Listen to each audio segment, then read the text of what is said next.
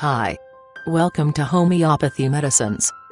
Today in this classic Homeopathic Materia Medica lecture discuss about homeopathic medicine Carbo vegetabilis by Dr. Farrington, MD. Before starting this video, please subscribe to this channel. We need support from you to make this channel more beautiful and more informative. Now going to discuss about Carbo vegetabilis, its uses and symptoms. As I have already intimated to you, Carbo veg contains some carbonate of potash. It is also a fact worthy of note, that Carb is complementary to Carbo veg, especially in lung and throat affections and also in dyspepsia.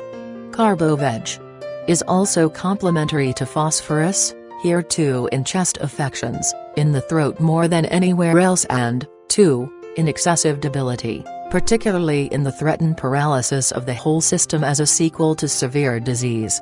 The drug is antidoted by arsenicum and by camphor and holds an inimical relation with causticum. The inimical relation between Carbo veg and causticum is not so marked as that between the latter remedy and phosphorus. In analyzing the drug, we will speak first of its effects on the blood. We find Carbo veg indicated in affections in which the blood is decidedly changed, its composition altered. There is decided sepsis or blood poisoning in many of the diseases in which Carbo veg is the remedy. We find the drug indicated in hemorrhages too of a very low type. Thus we give it an epistaxis or nosebleed when the face is pale and sunken and almost Hippocratic. The blood flows persistently for hours, perhaps for days. It is dark and rather fluid. It is apparent to occur in old and rather debilitated persons and during the course of diphtheria. You find nearly the same symptoms under camphor and mercuria cyanotis. We also find Carbo veg indicated in hemorrhages from the lungs, not only in hemoptysis, but also in bronchiectasis. In these cases, you will find the patient suffering from great anxiety and yet without any particular restlessness. The anxiety is very evident in the face and in the efforts at breathing, but there is no particular restless tossing about. The patient complains of burning pain in the chest. Carbo veg is to be used especially in far advanced cases of lung degeneration. The pulse in these cases is apparent to be intermittent and thready. The face is pale and often covered with cold sweat. The patient wants to be fanned, because fanning brings more air to the lungs. These same symptoms indicate Carbo veg in hemorrhages from the uterus, whether metrorrhagia or menorrhagia. Here, however, you find burning pains marked, burning across the sacrum and lower portion of the spine. If the hemorrhage continues any length of time, you will notice the same trouble in the chest, with the difficulty in breathing above mentioned. Carbo veg, you will find here, will work hand in hand with cinchona and arsenicum. Arsenicum is useful in these persistent hemorrhages of a low type, depending upon some degeneration in the organ affected. Both it and Carbo veg have these violent burning pains. With the arsenicum, however, you have, as a distinction which applies all through, irritability of fiber and mind too, which is not the case with Carbo veg. Carbo veg is a torpid sluggish remedy, while arsenicum has irritability with restless tossing about, anxiety, etc. Ipecacuanha should also be remembered in hemorrhages, especially in hemorrhages from the lungs and uterine hemorrhages, when the patient takes long breaths as if panting.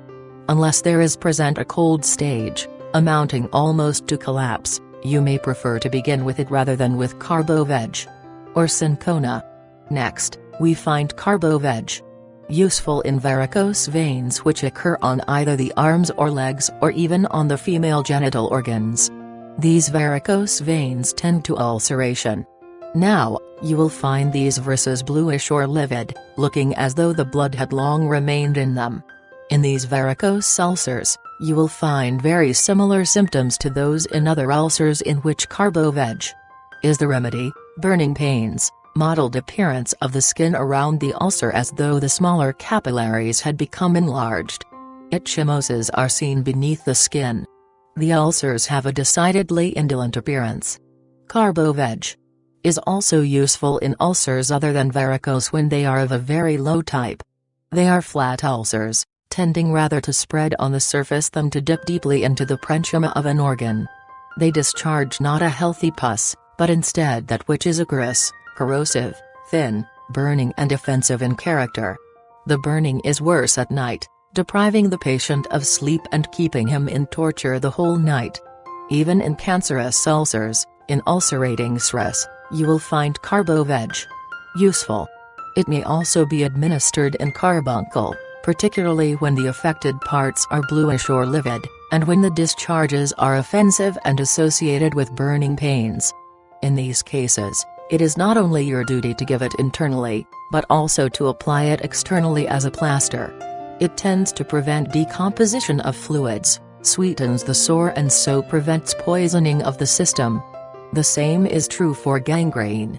When carbuncles or boils become gangrenous, Carbo Veg may be indicated.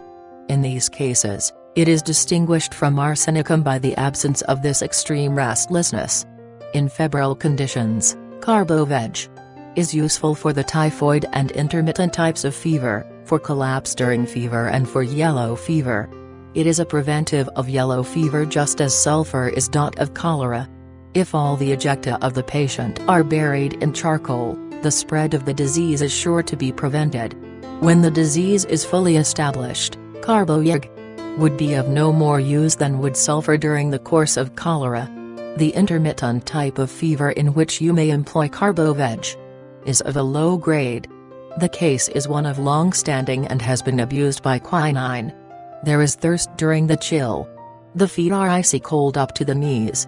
That is a very characteristic symptom of Carbo Veg. Minienths is the remedy in quartan fever when the legs below the knees are icy cold. When the heat comes, it is in burning flashes. The sweat is either sour or else exceedingly offensive, from alterations in the discharges of the skin. During the apyrexia, the patient is pale and weak. Memory is weak, the mind seems to be befogged. The patient is decidedly low-spirited and melancholy. In the hectic type of fever, Carbo Veg is indicated by pretty much the same symptoms as those which I have already mentioned. It is particularly useful FBR hectic fever dependent upon long-lasting suppuration, whether due to abscess in the lungs or in the hip joint or about the vertebrae. You know that abscesses accompanying diseases of the spine may have to be opened. Sometimes, surgeons are afraid to do this before they have prepared the system for it, because reaction is so slow that the patient may be made worse by it. The danger from opening these abscesses may be greatly lessened by the use of Carbo Veg or cinchona. In collapse from various causes, you may use Carbo Veg. There is decided lack of animal heat. The nose, cheeks and extremities are cold. The breath even may be cold. It is indicated in the late stages of typhoid fever, after protracted loss of vital fluids as after long-lasting hemorrhages, during cholera asiatica, during pneumonia and, in fact, in any form of disease in which these symptoms appear. The body seems to be icy cold, especially about the extremities, the breath is cool, the pulse is thread-like, scarcely perceptible, and intermittent. The lips may be bluish from cyanosis. Breathing is very weak and superficial, the patient may be either conscious or unconscious. Now, Carbo Veg in just such cases comes in as a savior, and rescues many a case that would otherwise die. There are other remedies similar to Carbo Veg. In collapse, camphor, especially, is similar to it in cholera asiatica, but it is rather indicated in the beginning of cholera without any vomiting or diarrhea, when the poison seems to have depressed or shocked the nervous system, so that the patient is icy cold, dry, or in a cold sweat, the tongue is cold. If he can speak, it is in a squeaky or in a high-pitched voice, or else it is a husky, toneless voice. Camphor, in such cases, brings about reaction very quickly. Carbo Veg would be indicated in the later stage, when the prostration is the result of the drain on the system by the alvine discharges. Veratrum album is so similar to Carbo Veg. In collapse, It has cramps in the calves of the legs and characteristically, cold sweat on the forehead. I wish next to say a word about Carbo Veg. For its action on glands.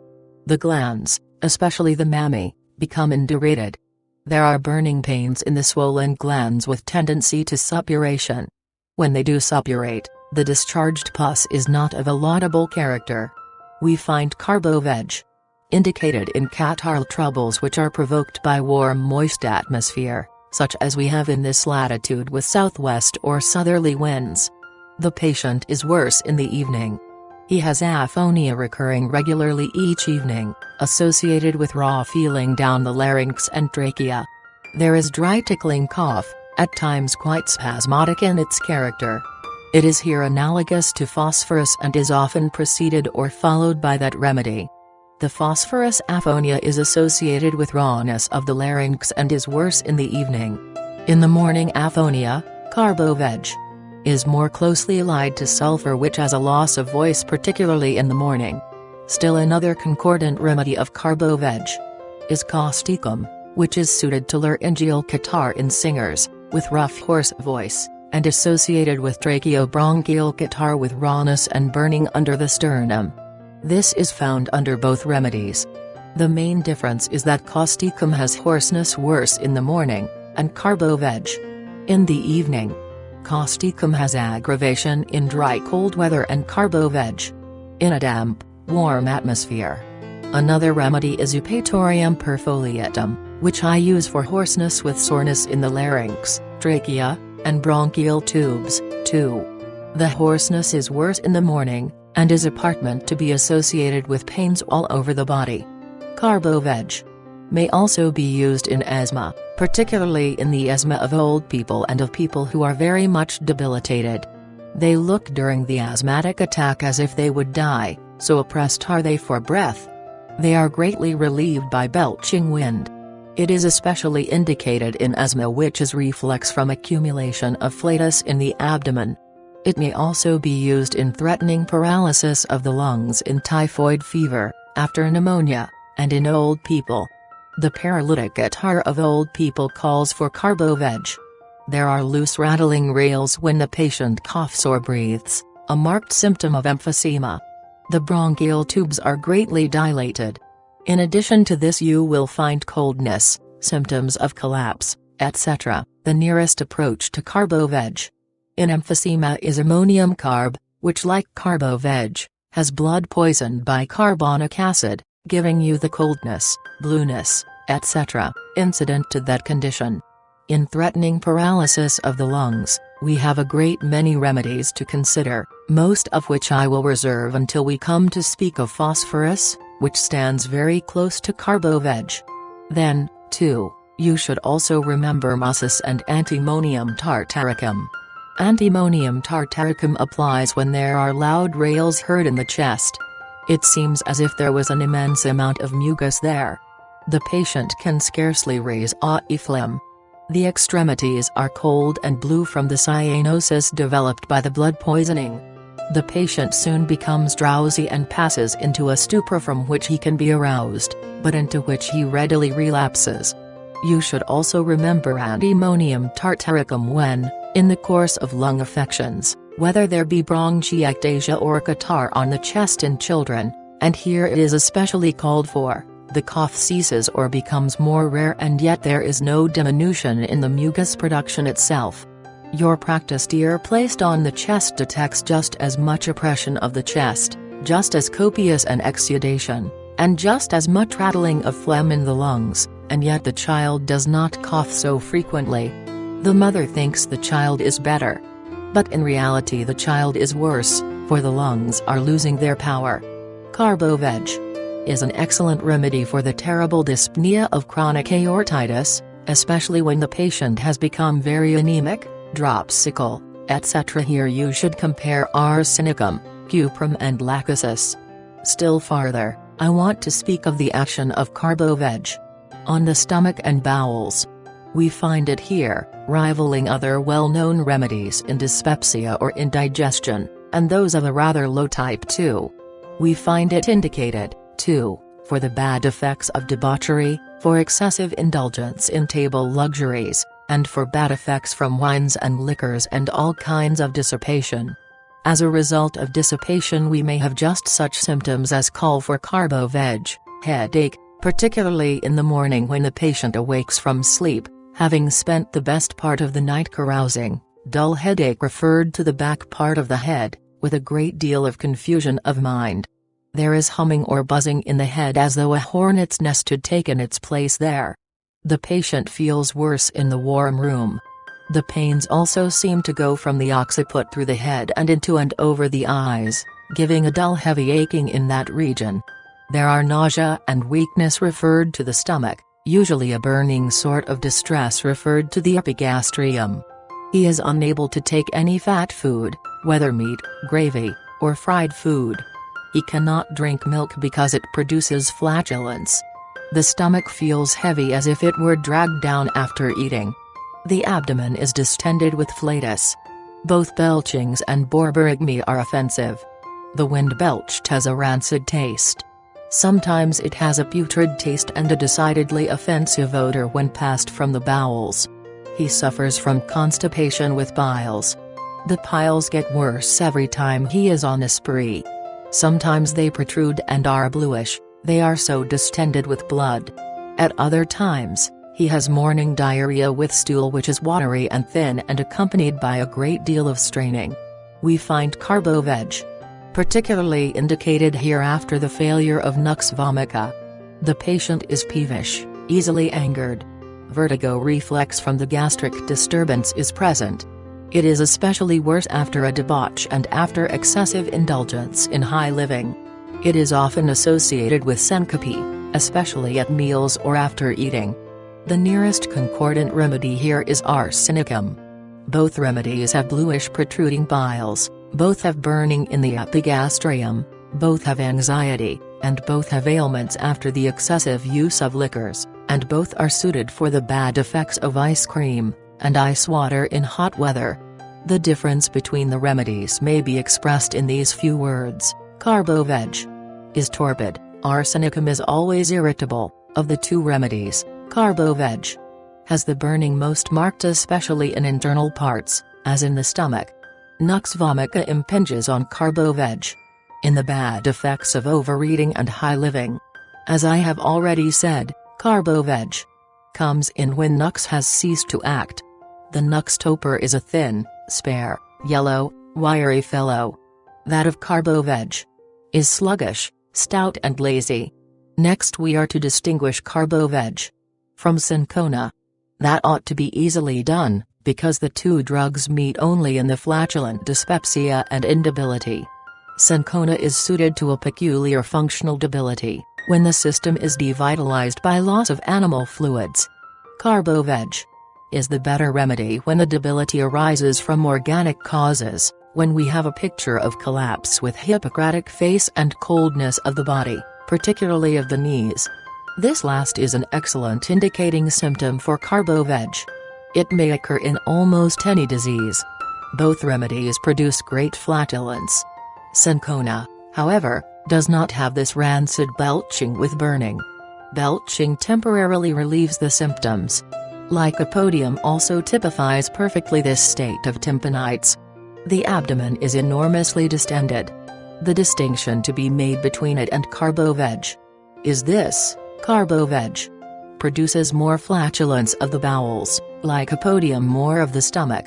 Again, carbo veg produces rancid belching or else passage of offensive flatus with bitter taste in the mouth. Lycopodium has more of a sour taste with its belching. Carbo veg may be indicated in dysentery. Here it is called for in very severe cases. There are burning pains situated deep in the abdomen, usually in one or the other of the bends of the colon. The abdomen is greatly distended and tympanitic. The pulse is weak and intermittent. The discharges from the bowels are horribly offensive and brown, watery and slimy in appearance. You see what a desperate case we have here, one that calls for great skill in prescribing. You must distinguish between two other remedies and carbo veg. These are arsenicum and cinchona. Arsenicum helps when there is, as I have said, That irritability of fiber. The patients are just as sick and just as near death's door as is the Carbo veg patient, but they are restless, and complain of burning thirst and yet have an intolerance of water. The discharges from the bowels are about the same in character under the two remedies. Arsenic, however, has not such marked tympanitic distension of the abdomen. Cinchona and Carbo veg are also similar in these cases. Both have these dark offensive fluid discharges, both have the distension of the abdomen, both have great weakness and Hippocratic face. With cinchona, however, the movements from the bowels are provoked by every attempt to eat or drink. Belching gives but temporary relief. Again, the flatus is not so offensive as with Carbo veg. Nor are the burning pains so marked as under Carbo veg or arsenicum. Thanks for watching this video. If you want more videos like this, please subscribe to this channel and press the bell icon. Comment us your feedback. Like and share this video with your friends and family. For paid and free consultancy online, visit homeopathymedicines.com and mashclinic.com. Thank you. Have a nice day. Stay healthy, stay happy.